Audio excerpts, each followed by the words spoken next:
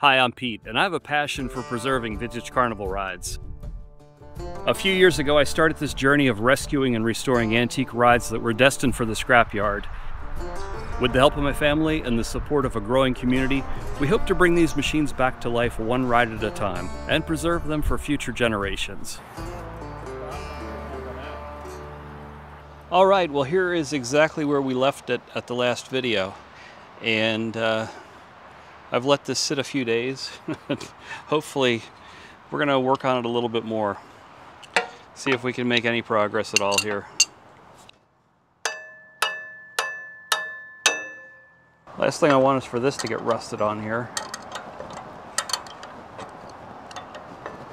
I thought for sure this would pop it. The sprocket we're fighting to pop off was a modification from the previous owner. Yeah, that's not really good. They converted this wheel from the original cable drive to a hydraulic chain drive.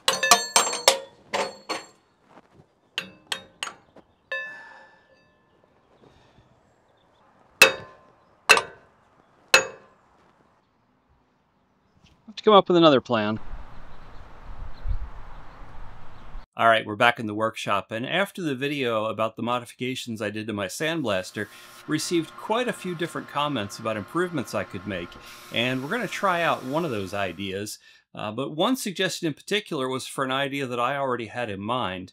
Unfortunately, the parts I needed to do it hadn't arrived yet, but those parts have shown up, and we're going to start tackling that project today.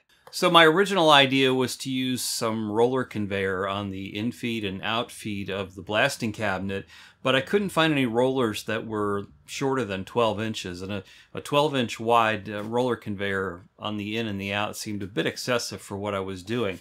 And then I came across these, and I think this is going to work. So what we've got here is actually a part for a winch. So this is just a called a fair lead, but I think if I mount this in a horizontal position, it's gonna work as a roller conveyor. Now there is one little problem with it. I think this is just ever so slightly not wide enough, so we're gonna have to do a little bit of machining to bring this to size. It's gonna work pretty nice, I think, for this surface, and pretty nice for this surface. It's just barely too small to fit this surface right here. That's kind of a bummer. It'll actually fit between the rollers, so we're good there. I think we just need to remove a little bit of material from these uprights in here. Just the slightest amount. Put that in the milling machine, take that off a little bit, and this should work pretty good. So that is going to be our next step. And then this is going to mount to some sort of bracket we're going to design right about here.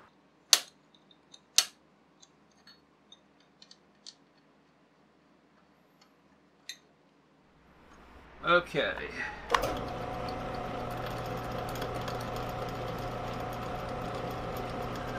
And this cutter should be running a lot faster. I just don't have the motivation to change the belt setup.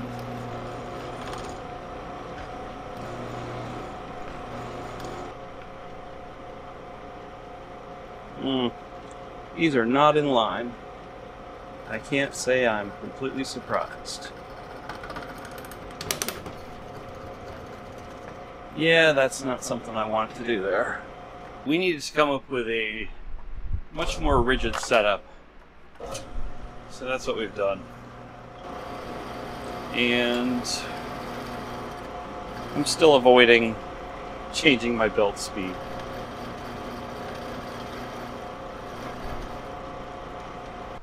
Alright, so that right there, it's kind of, we're at the bare minimum right now. It fits, but it doesn't slide. So I got just a little bit more to take out of it yet.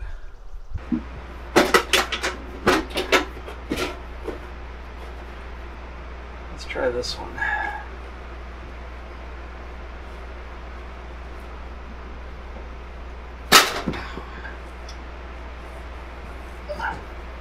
Come on.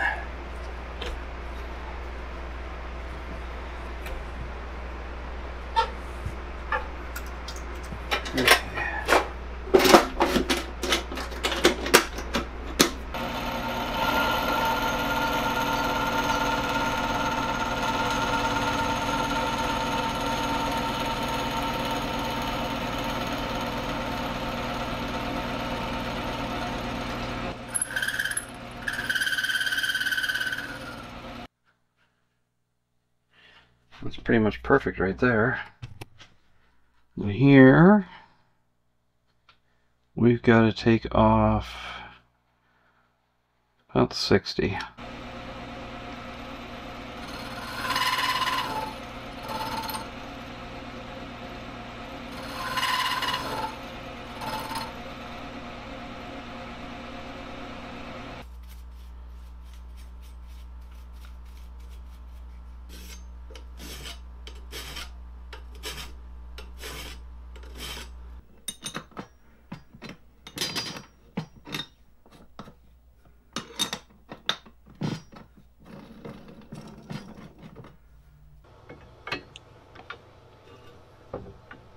And that's what it's going to look like.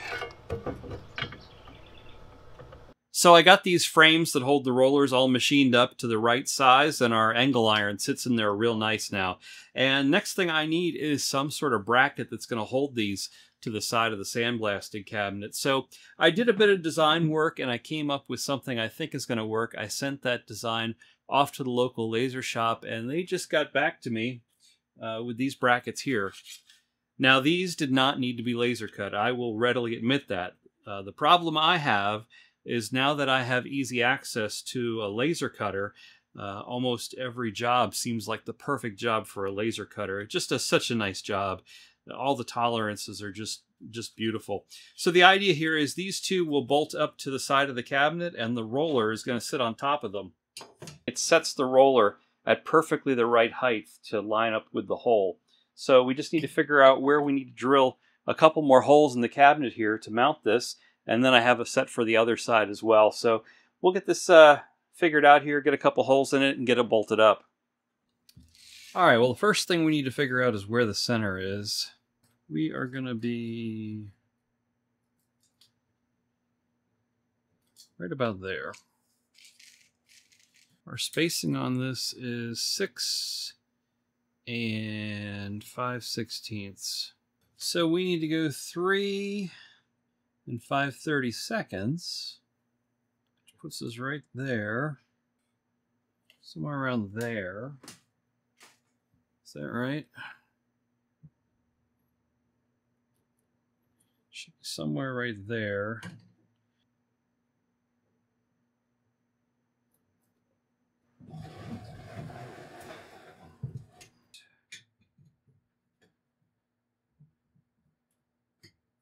A hole here, and a hole here.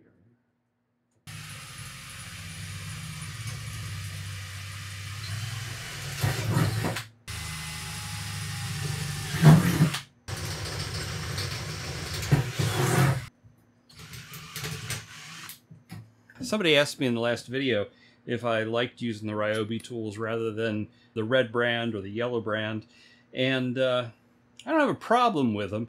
My family started me out on these years ago for Christmas, and you can tell it was years ago because they're blue instead of green. They've been fine for everything I've done. The only problem I'm starting to have is that these keyless chucks are starting to slip on me, and they're causing me to scratch up all my nice drill bits. That annoys me. Other than that, they've been fine.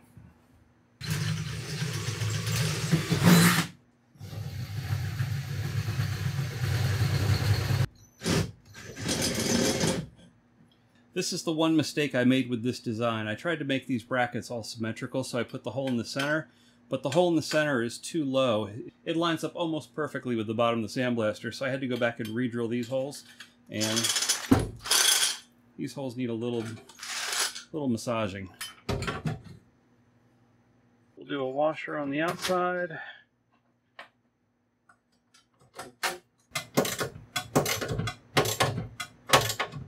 So I'll get the other side taken care of, and then we can get this thing outside and give it a try.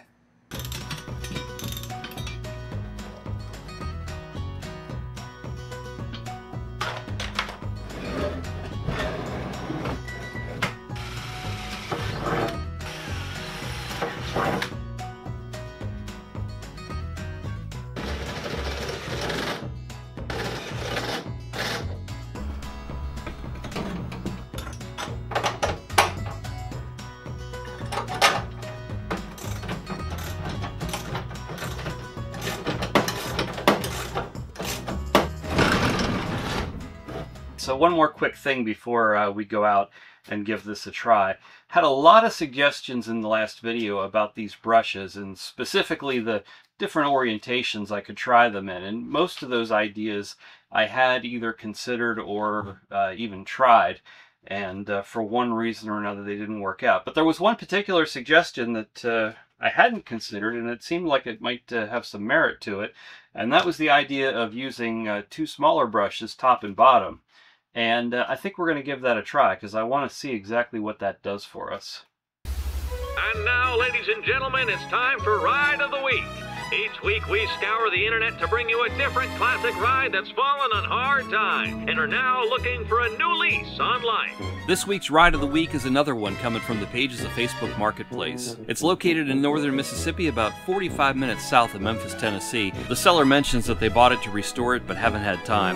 It appears like a Zamperla mini jet ride that needs a whole bunch of TLC. I could only find one other example on the internet with this tub style. And if you know of a ride that needs rescued, shoot us an email to rescue@PeteRondeau.com, or aim your smartphone at that QR code and it'll fire one off for you. And that's been this week's Ride of the Week.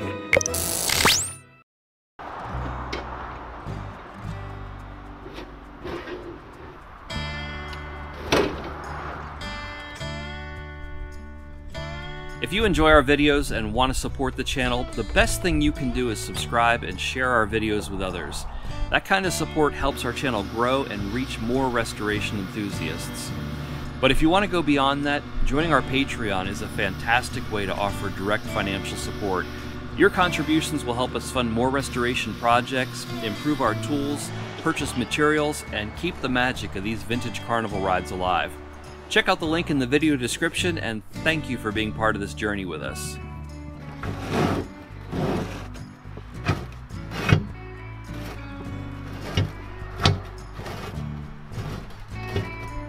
So it's looking to me like over the next few weeks and possibly even months, I'm going to be doing a lot of sandblasting, and the thought occurred to me that I should probably take a look at doing some preventative maintenance on the air compressor.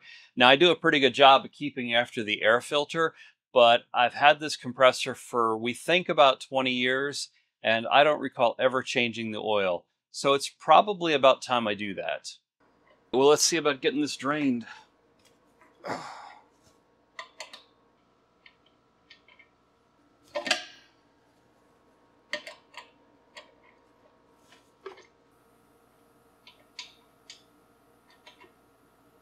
Yeah, it's a little black.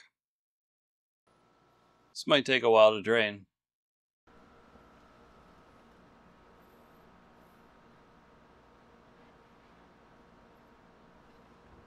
Just down to an occasional drip now. All right, we're back. And I found a funnel. I'm using this Triax compressor oil. I've never tried this stuff before.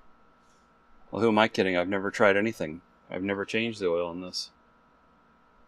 I believe this compressor holds 12 ounces.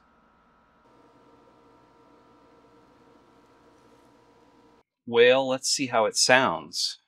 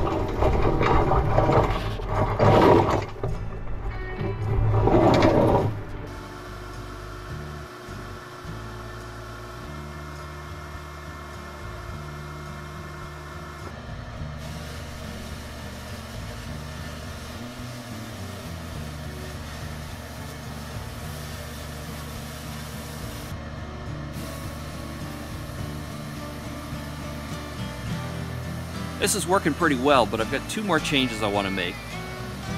First, I misjudged the size of these new brushes. I started by cutting the original ones in half, but that still causes too much overlap. I need to trim them down a bit more. Secondly, the cabinet light needs to be moved to the front. All it does in its current spot is cause glare and light up the rear of the part, but I really think we're onto something here. And if you want to see where we go next with this, click that link to the left and come along for the ride.